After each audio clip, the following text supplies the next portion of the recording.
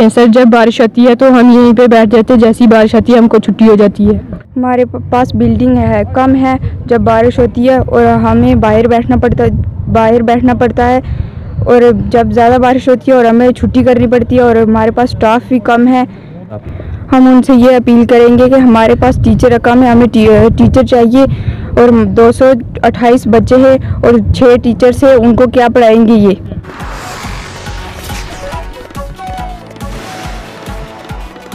Subscribe now and press the bell icon. Never miss an update. वर्षा और गर्म धूप के दौरान वे अध्ययन करने में असमर्थ होते हैं।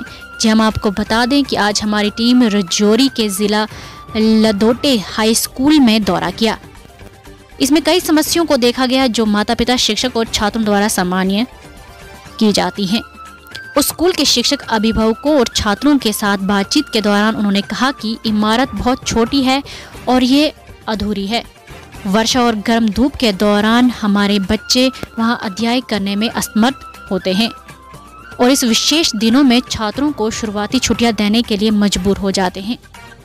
स्टूडेंट्स की स्ट्रेंथ 250 से 300 तक है और केवल 4 शिक्षक प्रदान किए जाते हैं। माता पिता और छात्रों को प्रशासन राजौरी और माननीय LG मनोज सिन्हा सर से अनुरोध किया है कि शिक्षक और विनिर्माण स्कूल की इमारत प्रदान करें।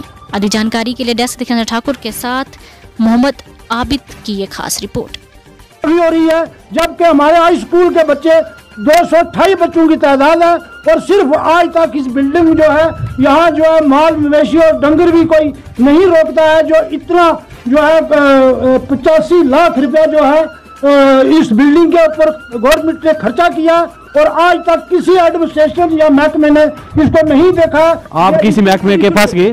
हम सर बहुत महकमों के पास गए, DC साहब के पास गए, CO के पास गए। इसके बारे में मैं हेडमास्टर हाई स्कूल लदोट, मैं एडमिनिस्ट्रेशन से ये दरख्वास्त करना चाहता हूँ। ये स्कूल की बिल्डिंग जो है ये 2014 में कोई 50 लाख रुपया इस पर खर्च हुआ है और इसको ऐसे इनकम्प्लीट छोड़ा हुआ। बच्चे जो है वो 228 बच्चे हमारे वो बाहर बैठे हैं। जी सर।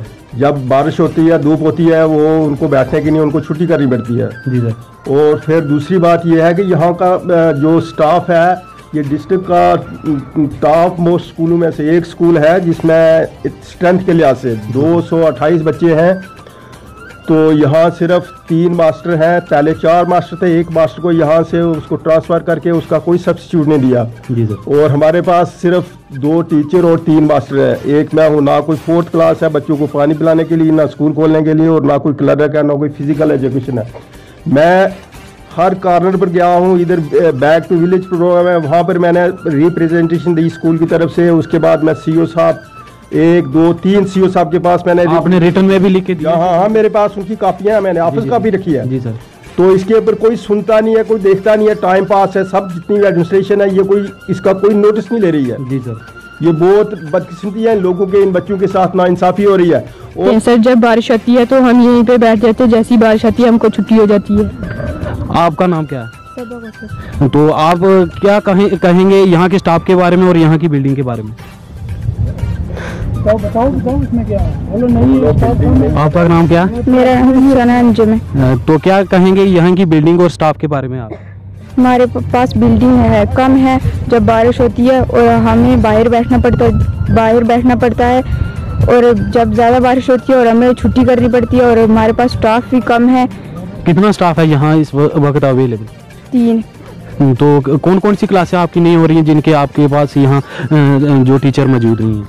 साइंस और मैथ और सोशल साइंस। आप एडमिनिस्ट्रेशन राजौरी और एजुकेशन ऑफिसर को CO साहब राजौरी को क्या कहोगे और अपना जो मनोज सिन्हा साहब जो हमारे JNK के गवर्नर हैं उनसे क्या अपील करोगे आप?